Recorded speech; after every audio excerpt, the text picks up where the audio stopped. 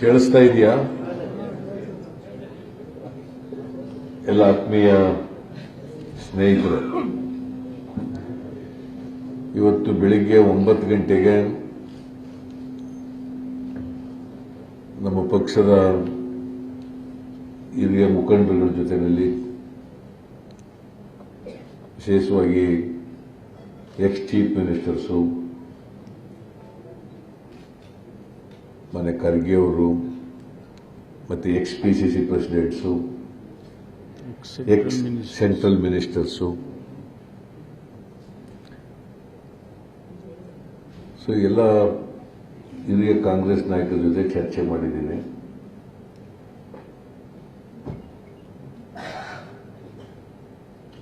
ಐದನೇ ತಾರೀಕು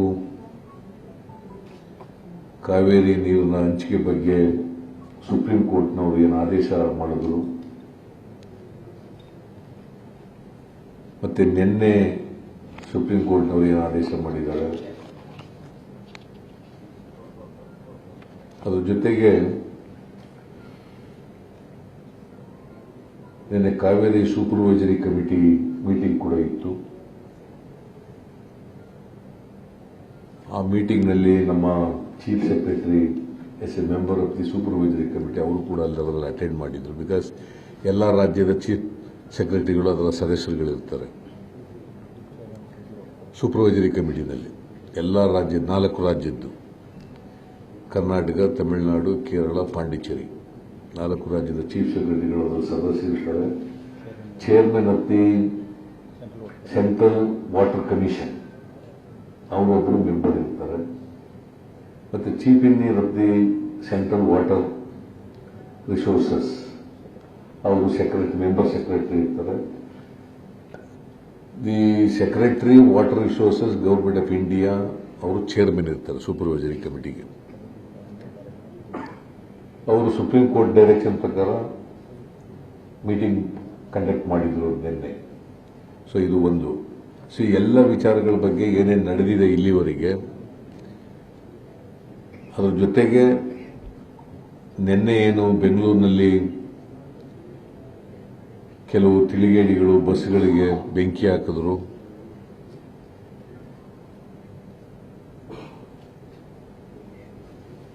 ಅದರ ಬಗ್ಗೆನೂ ಕೂಡ ಕಾನೂನು ಸುವ್ಯವಸ್ಥೆ ಬಗ್ಗೆನೂ ಕೂಡ ಚರ್ಚೆ ಮಾಡಿದ್ದೀವಿ. ಅವರು ಕೆಲವು ಸಲಹೆಗಳನ್ನು, ಸೂಚನೆಗಳನ್ನೆಲ್ಲ ಕೊಟ್ಟಿದ್ದಾರೆ.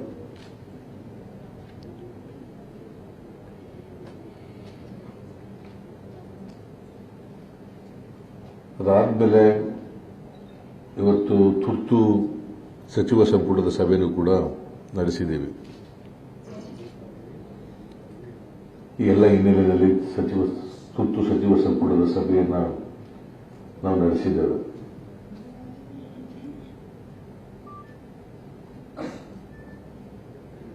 ನಮಗೆ ಕಾವೇರಿ ನೀರಿನ ಹಂಚಿಕೆಯಲ್ಲಿ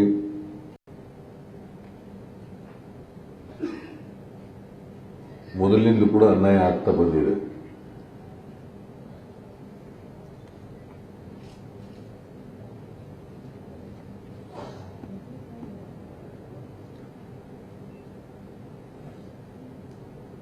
ಐದನೇ ತಾರೀಕು ಮಾನ್ಯ ಸರ್ವೋಚ್ಚ ನ್ಯಾಯಾಲಯದವರು ಕೊಟ್ಟಂತ ಆದೇಶ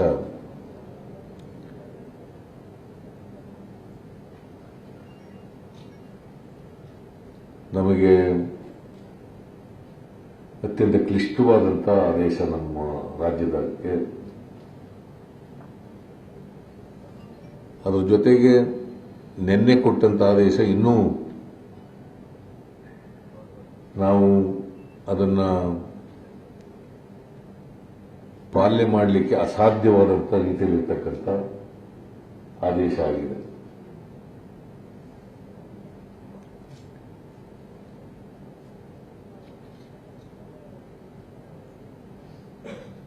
ನಮ್ಮ ಸಂವಿಧಾನದಲ್ಲಿ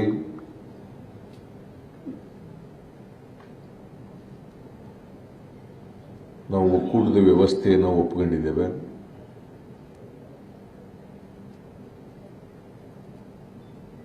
ಮತ್ತೆ 3 ಸ್ವತಂತ್ರವಾಗಿ ಕೆಲಸ ಮಾಡ್ತಕ್ಕಂಥ ಅಂಗಗಳನ್ನು ಒಪ್ಕೊಂಡಿದ್ದೀವಿ. ನ್ಯಾಯಾಂಗ, ಕಾರ್ಯಾಂಗ, ಶಾಸಕಾಂಗ.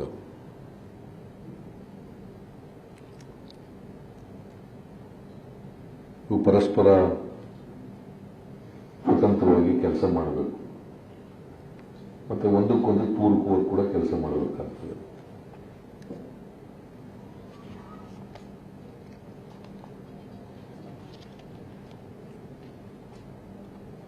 ನಿನ್ನೆ 5ನೇ ತಾರೀಕು ಕೊಟ್ಟಂತ ಆದೇಶದಲ್ಲಿ ಸುಪ್ರೀಂ ಕೋರ್ಟ್ನವರು ಆದೇಶ ಮಾಡಿರ್ತಕ್ಕಂಥದ್ದು ಪ್ರತಿದಿನ 15,000 ಕ್ಯೂಸೆಕ್ಸ್ ನೀರನ್ನು ಬಿಡಬೇಕು ತಮಿಳುನಾಡಿಗೆ. ಅದು ಬಿಳಿಗೊಂಡ್ಲುನಲ್ಲಿ 15,000 ಕ್ಯೂಸೆಕ್ಸ್ ರಿಯಲೈಸ್ ಆಗಬೇಕು. 10 ದಿನಗಳ ಕಾಲ ಬಿಡಬೇಕು ಅಂತೇಳಿ ಆದೇಶ ಮಾಡಿದ್ರು.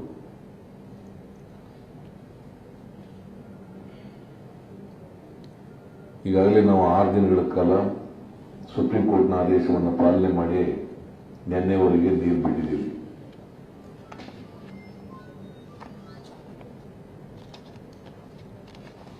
ನಾವು ಮೊನ್ನೆ ಸುಪ್ರೀಂ ಕೋರ್ಟ್ ಮುಂದೆ ಒಂದು ಅರ್ಜಿ ಹಾಕಿ 5ನೇ ತಾರೀಕಿನ ಆದೇಶವನ್ನು ಮಾರ್ಪಾಡು ಮಾಡಬೇಕು ಅಂತೇಳಿ ಅರ್ಜಿ ಹಾಕಿದ್ದೀವಿ. ನಮಗೆ ಅಷ್ಟು 10 ದಿನಗಳ ಕಾಲ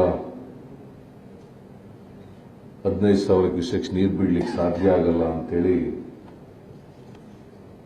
ಅದನ್ನು ಮಾರ್ಪಾಡು ಮಾಡಬೇಕು ಅಂತೇಳಿ ಅರ್ಜಿ ಹಾಕಿದವು.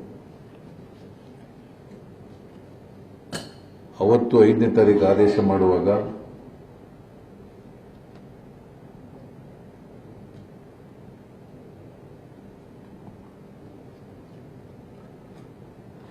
ಹದಿನಾರನೇ ತಾರೀಕು ಮತ್ತೆ ಹಿಯರ್ ಮಾಡ್ತೀವಿ ಅಂತ ಹೇಳಿದ್ರು.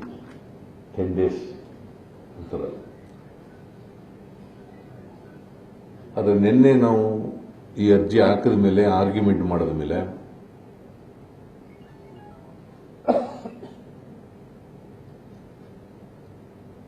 ಹದಿನಾರನೇ ತಾರೀಕು ಹಿಯರ್ ಮಾಡಲಿಕ್ಕಾಗಲ್ಲ,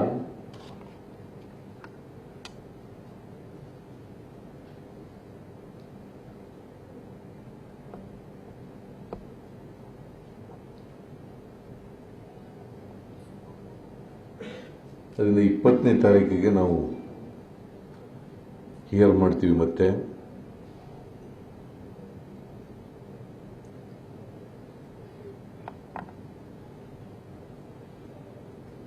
$15,000 ಕ್ಯೂಸೆಕ್ಸ್ ಇದ್ದದನ್ನು ನಾವು 12,000ಕ್ಕೆ ರಿಡ್ಯೂಸ್ ಮಾಡ್ತೀವಿ.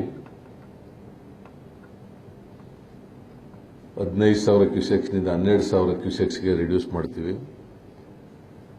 ಮತ್ತೆ ಅದು 20ನೇ ತಾರೀಕಿನವರೆಗೆ 12,000 ತಮಿಳುನಾಡಿಗೆ ನೀರು ಬಿಡಬೇಕು, ಬಿಳಿಗುಂಡ್ಲುನಲ್ಲಿ ಅದು ರಿಯಲೈಸ್ ಆಗಬೇಕು ಅಂತೇಳಿ ಆದೇಶ ಕೊಟ್ಟಿದ್ದಾರೆ. ಇದು ಅತ್ಯಂತ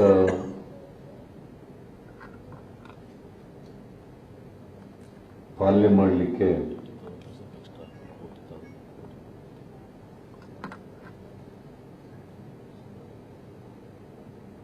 ಕಷ್ಟಕರವಾದಂಥ ಆದೇಶ.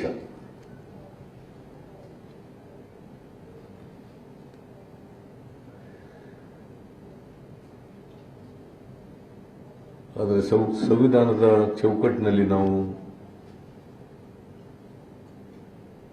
ಕಷ್ಟಕರವಾದಂಥ ಆದೇಶ ಆಗಿದ್ರೂ ಕೂಡ ಸುಪ್ರೀಂ ಕೋರ್ಟ್ನಿಂದ ಒಂದು ಸಂವಿಧಾನಾತ್ಮಕವಾಗಿ ರಚನೆಯಾಗಿರ್ತಕ್ಕಂಥ ಸರ್ಕಾರ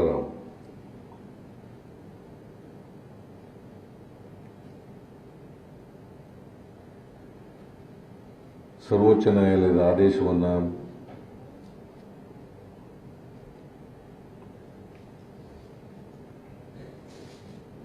ಉಲ್ಲಂಘನೆ ಮಾಡೋದಾಗಲಿ,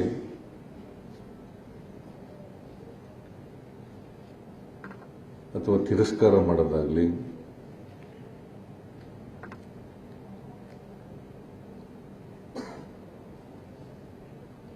ಕಷ್ಟದ ಕೆಲಸ. ಅದು ಸಂವಿಧಾನ ಬಾಹಿರ ಆಗ್ತದೆ.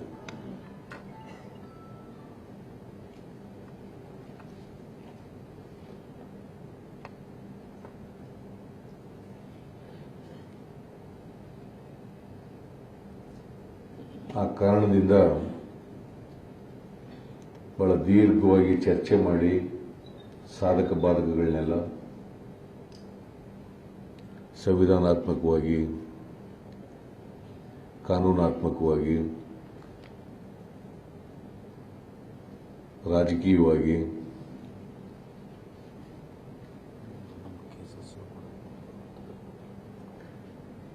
ಮತ್ತೆ ಮುಂದೆ ನಮ್ಮ ಮುಖ್ಯ ಪಿಟಿಷನ್ ಮೇನ್ ಪಿಟಿಷನ್ SLP ನಾವೇನು ಹಾಕಿದ್ದೀವಿ ಸುಪ್ರೀಂ ಕೋರ್ಟ್ನಲ್ಲಿ ಅದು 18ನೇ ತಾರೀಕು ಬರ್ತಾ ಇದೆ ಅಕ್ಟೋಬರ್. ಅದನ್ನು ಕೂಡ ಗಮನದಲ್ಲಿಟ್ಟುಕೊಂಡು, ಯಾಕಂದರೆ ಇದು ಒಂದು ಇಂಟ್ರಿಮ್ ಆದೇಶ, it's not a final orders. Supreme ಕೋರ್ಟ್ನವರು ನಿನ್ನೆ ಕೊಟ್ಟಿರೋದಾಗಲಿ 5ನೇ ತಾರೀಕು ಕೊಟ್ಟಿರೋದಾಗಲಿ it's only an interim order. ನಮಗೆ 18ನೇ ತಾರೀಕು ಬರ್ತಕ್ಕಂಥ SLP ಏನಿದೆ, challenging the final award of the tribunal passed in 5th February 2007.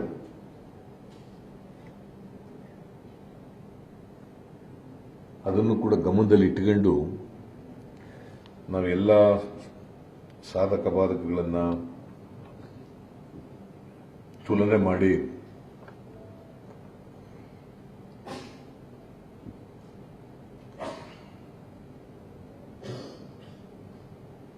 Supreme ಕೋರ್ಟ್ನ ಆದೇಶವನ್ನು ಪಾಲನೆ ಮಾಡಬೇಕಾಗ್ತದೆ ಅಂತೇಳಿ ಕ್ಯಾಬಿನೆಟ್ನಲ್ಲಿ ತೀರ್ಮಾನಕ್ಕೆ ನಾವು ಬಂದಿದ್ದೇವೆ.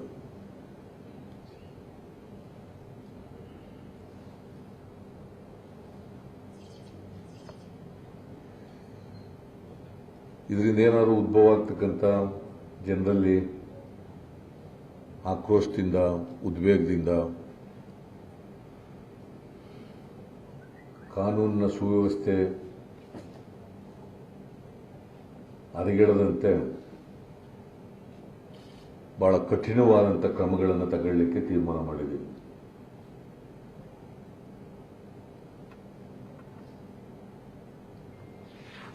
ಯಾರೇ ಆಗಲಿ ಕಾನೂನನ್ನು ಕೈಗೆ ತಗೊಳ್ಬಾರ್ದು. ಸಾರ್ವಜನಿಕ ಆಸ್ತಿಪಾಸ್ತಿಗಳಿಗೆ ಹಾನಿ ಮಾಡತಕ್ಕಂಥ ಕೆಲಸವನ್ನು ಮಾಡಬಾರದು.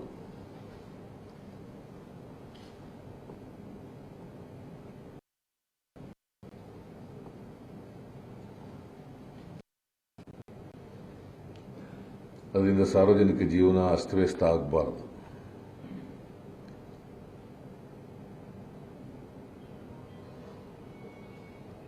ಅದಕ್ಕೋಸ್ಕರ we have taken a decision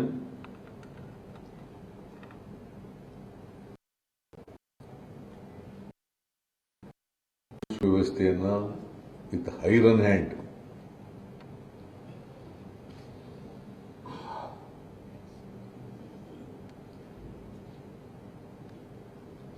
ನಾವು ಡೀಲ್ ಮಾಡಬೇಕು. ಮತ್ತೆ ಜನಜೀವನ ಸಹಜ ಪರಿಸ್ಥಿತಿಗೆ ಮರಳಬೇಕು.